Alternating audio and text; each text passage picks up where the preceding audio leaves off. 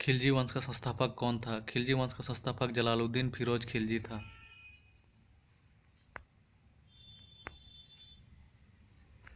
खिलजी वंश कब से कब तक चला? खिलजी वंश 1290 से 1320 ईस्वी तक चला। जलालुद्दीन फिरोज खिलजी ने राजधानी किसे बनाया था? जलालुद्दीन फिरोज खिलजी ने राजधानी किलोखरी को बनाया था। जलालुद्दीन फिरोज खिलजी किस गुलाम वंश के शासक का सेनापति था? जलालुद्दीन फिरोज खिलजी गुलाम वंश के कायकूबाद का सेनापति था। जलालुद्दीन फिरोज खिलजी किसकी हत्या कर 70 साल की उम्र में सुल्तान बना? जलालुद्दीन फिरोज खिलजी गुलाम वंश के अंतिम शासक शमसुद्दीन कैमर्स की हत्या कर 70 साल की उम्र में दिल्ली का सुल्तान बना। जलालुद्दीन खिलजी की हत्या किसने कर दिया था?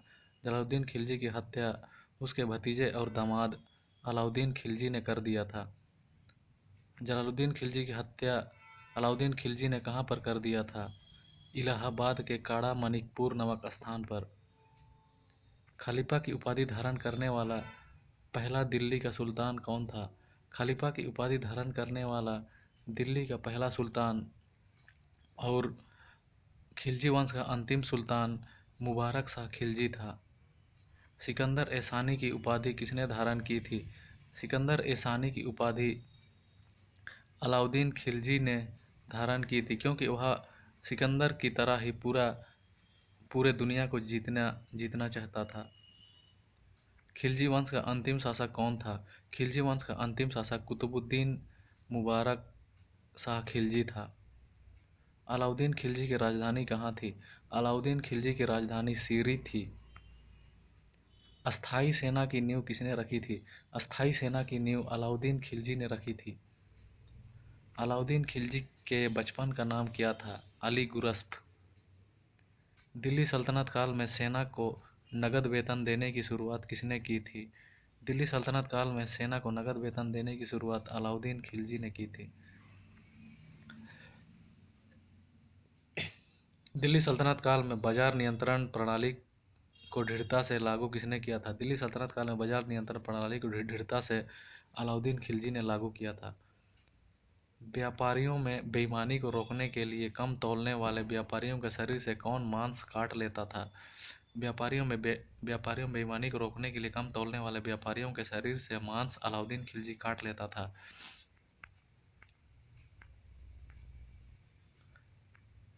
हजार दिनारी किसे कहा जाता था? हजार दिनारी मलिक काफूर को कहा जाता था।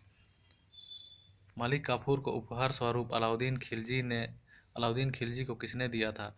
मलिक काफूर को उपहार स्वरूप अलाउद्दीन खिलजी के सेनापति नुसरत खां ने दिया था।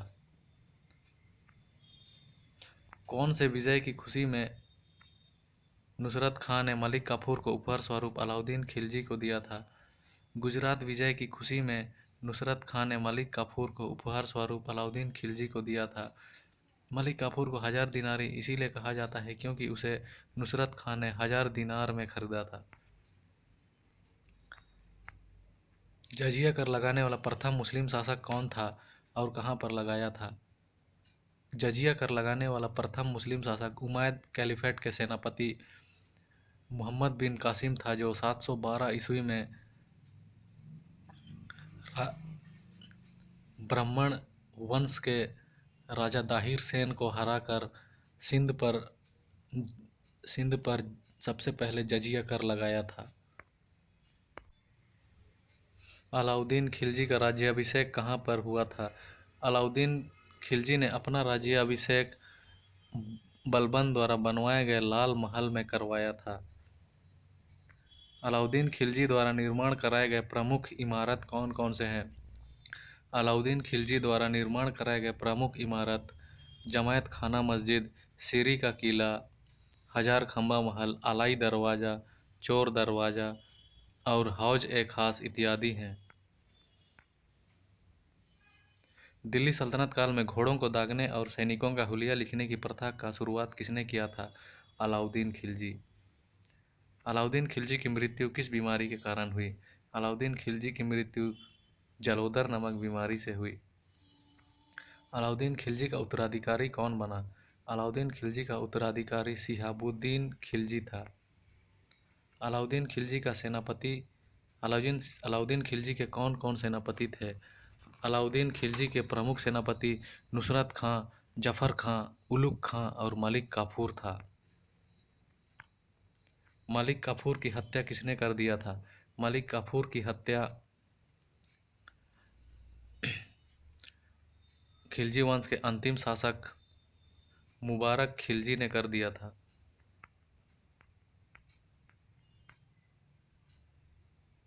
अलाउद्दीन खिलजी ने किन किन राजपूत राज्यों पर हमला कर उन्हें दिल्ली सल्तनत में मिला लिया था?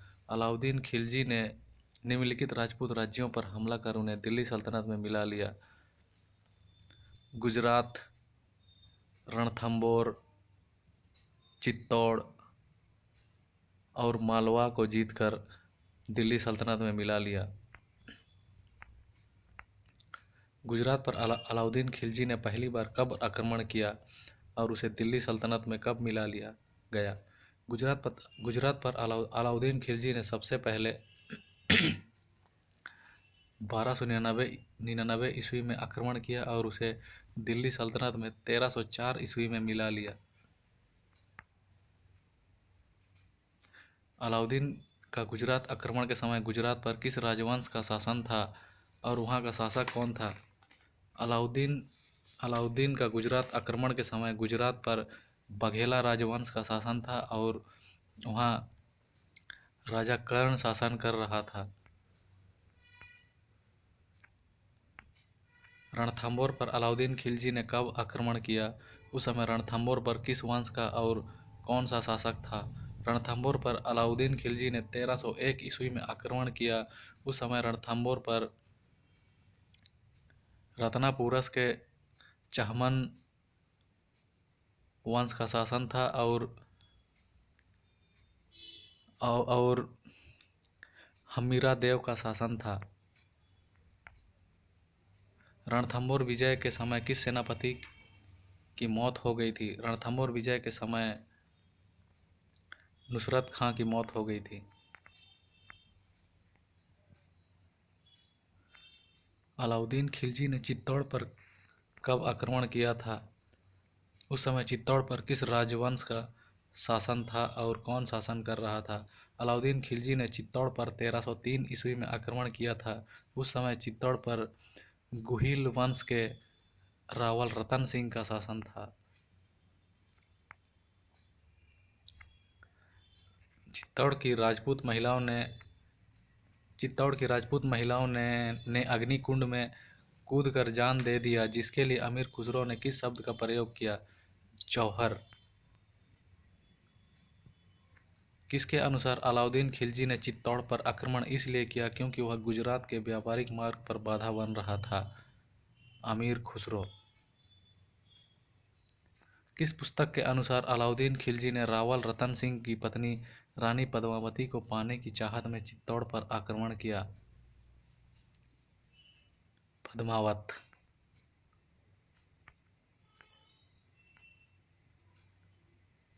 चित्तौड़ के किले को जीतकर अलाउद्दीन खिलजी ने चित्तौड़ का नाम बदलकर क्या रख दिया था?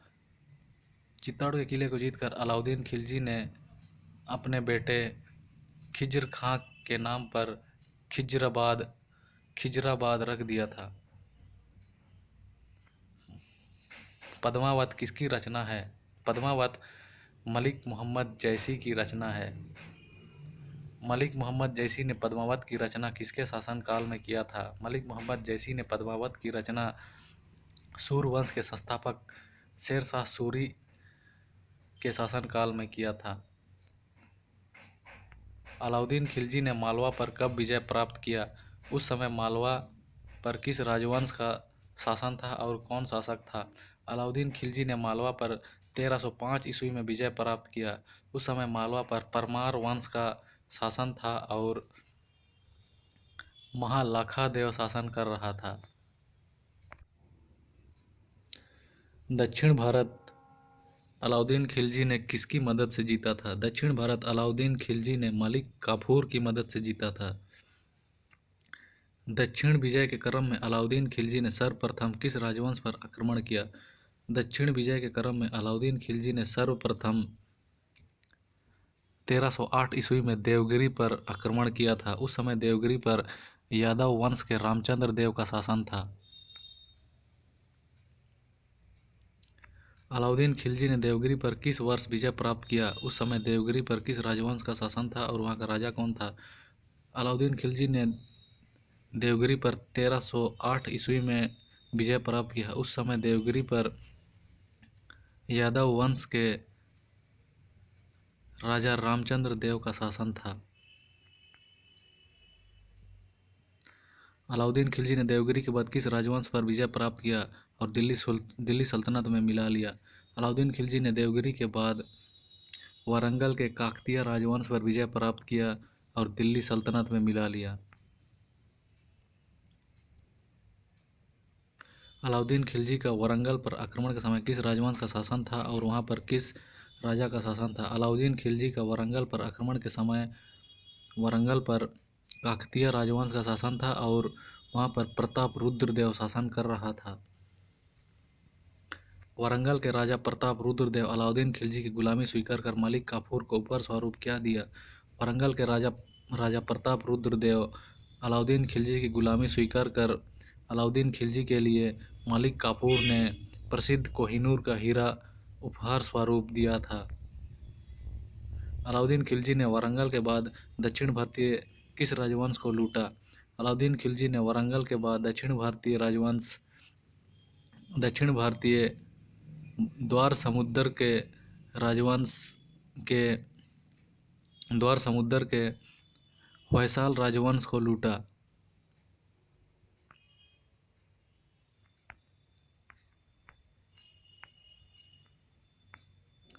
द्वार समुद्र पर अलाउद्दीन खिलजी ने किस वर्ष विजय प्राप्त किया? उस समय द्वार समुद्र पर किस राजवंश का शासन था और वहाँ का शासक कौन था? द्वार समुद्र पर अलाउद्दीन खिलजी ने वर्ष 1311 ईस्वी में विजय प्राप्त किया। उस समय होयसाल राजवंश का शासन था और बल्लाल तृतीय शासन कर रहा था। दक्षिण भारत विजय के क्रम में अलाउद्दीन खिलजी का अंतिम आक्रमण किस राजवंश पर हुआ था और कब? दक्षिण भारत विजय के क्रम में अलाउद्दीन खिलजी का अंतिम आक्रमण 1311 ईस्वी में मदुरै के पांड्या राजवंश के खिलाफ हुआ था।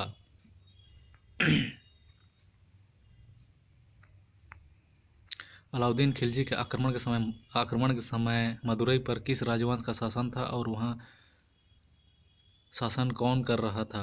अलाउद्दीन खिलजी के आक्रमण के समय मदुरै पर पांड्या राजवंश का शासन था और वहाँ पर दो भाई वीर पांड्या और सुंदर पांड्या शासन कर रहे थे।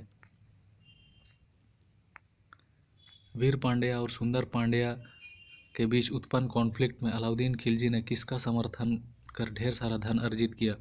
वीर पांड्या और सुंदर पांड्या के बीच उत्पन्न कॉन्फ्लिक्ट में अलाउद्दीन खिलजी ने सुंदर पांड्या का समर्थन कर ढेर सारा धन अर्जित किया।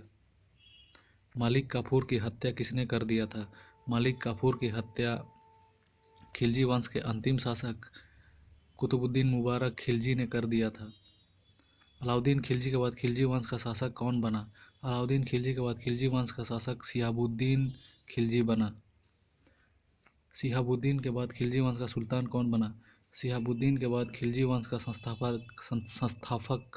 संस्थापक शहाबुद्दीन के बाद खिलजी वंश का सुल्तान कुतुबुद्दीन मुबारक खिलजी बना। दिल्ली सल्तनत का कौन सा सुल्तान दरबार में स्वयं नग्न होकर दौड़ा करता था? दिल्ली सल्तनत के सुल्तान कुतुबुद्दीन मुबारक खिलजी स्वयं दरबार में नग्न होकर दौड़ा करता था। मुबारक खिलजी के वजीर का क्या नाम था? मुबारक खिलजी के वजीर का नाम खुसरो खां था। मुबारक खिलजी का हत्या किसने कर दिया था? मुबारक खिलजी का हत्या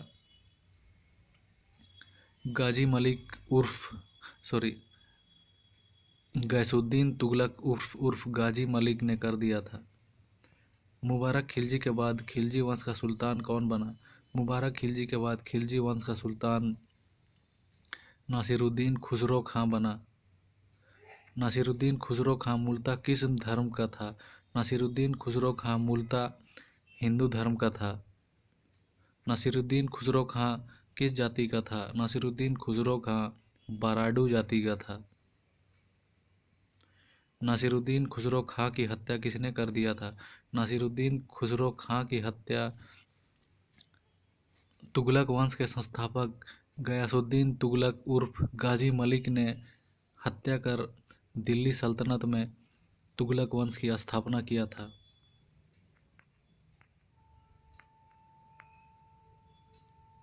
अलाई दरवाज़ा किस राजवंश पर विजय की खुशी में अलाउद्दीन खिलजी ने बनाया था? अलाई दरवाज़ा गुजरात के बघेला राजवंश पर विजय की खुशी में अलाउद्दीन खिलजी ने बनवाया था। अलाई दरवाज़ा किसका मेन गेटवे है? अलाई दरवाज़ा कुतुबुद्दीन ऐबक के द्वारा बनवाए गए कुवत उल इस्लाम का मेन गेटवे है। निम्नलिखित में से किस राजवंश को कभी दिल्ली के सुल्तानों ने दिल्ली सल्तनत पर नहीं मिला पाए?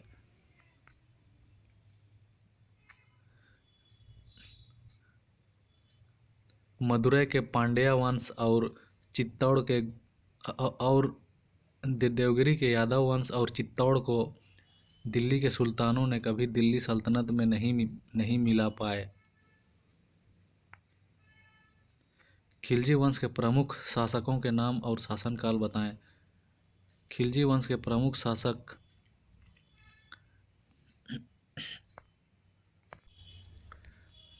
जलालुद्दीन फिरोज खिलजी, अलाउद्दीन खिलजी, शिहाबुद्दीन खिलजी, कुतुबुद्दीन मुबारक खिलजी और खुसरो खां। दिल्ली सल्तनत के किस सुल्तान ने इक्ता प्रणाली को समाप्त कर दिया था? दिल्ली सल्तनत के सुल्तान अलाउद्दीन खिलजी ने इल्तुतमिश द्वारा शुरू किए गए इक्ता प्रणाली को समाप्त कर दिया और सभी जमीनों को सभी जमीनों को खालसा भूमि में बदल दिया था। दिल्ली सल्तनत के किस सुल्तान के समय में मंगोलों का सबसे ज़्यादा आक्रमण भारत पर हुआ? दिल्ली सल्तनत के सुल्तान अलाउद्दीन खिलजी के समय में मंगोलों का सबसे ज़्यादा आक्रमण भारत पर हुआ था। विजय स्तंभ को किसने बनवाया था? विजय स्तंभ किसने कहाँ पर बनवाया था? विजय स्तंभ को राणा कुंभा ने चित्तौड़ में बनवाया था। What do you consider to be the least important cause for Alauddin South Indian campaign? Alauddin Khilji मुख्यतः धन लूटने और क्षेत्र विस्तार के लिए दक्षिण भारत पर आक्रमण किया था, इसलिए इसका आंसर हो जाएगा डी। वह धर्म प्रचार के लिए दक्षिण भारत पर कभी भी आक्रमण नहीं किया था।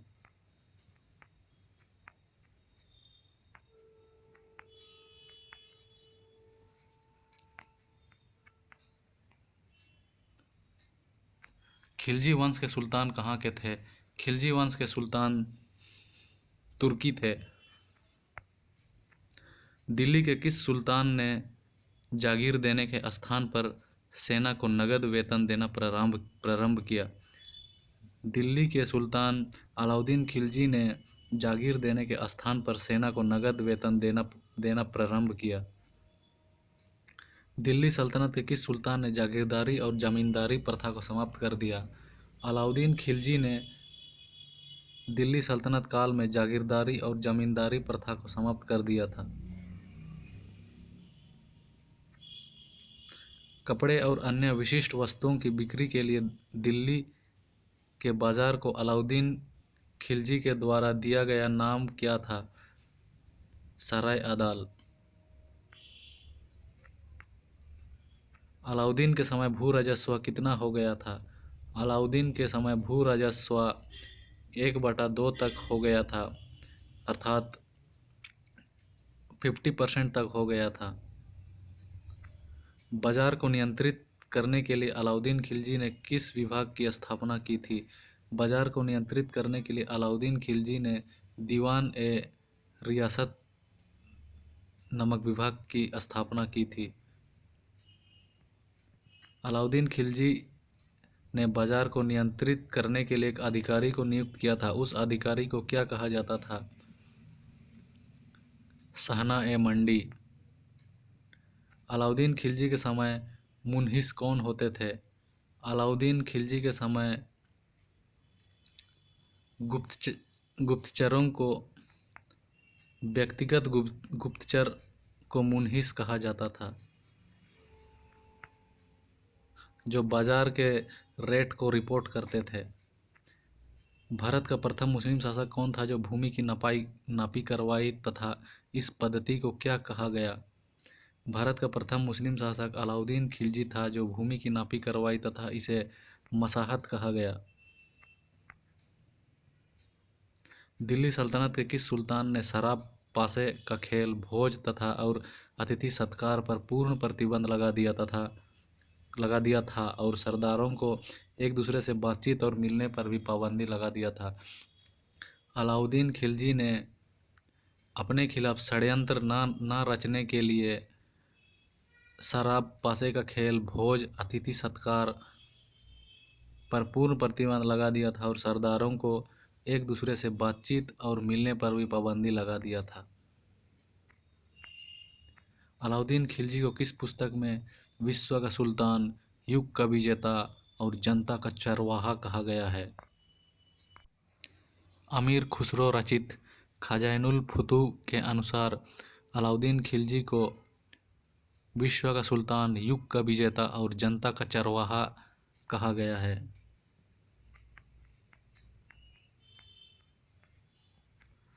सल्तनत काल में मुहतसिब कौन थे? सल्तनत काल में मुहतसिब लोक आचरण अधिकारी होते थे जो सुल्तान के बारे में लोगों की राय को रिपोर्ट करते थे, सुल्तान के प्रति आचरण देखते थे।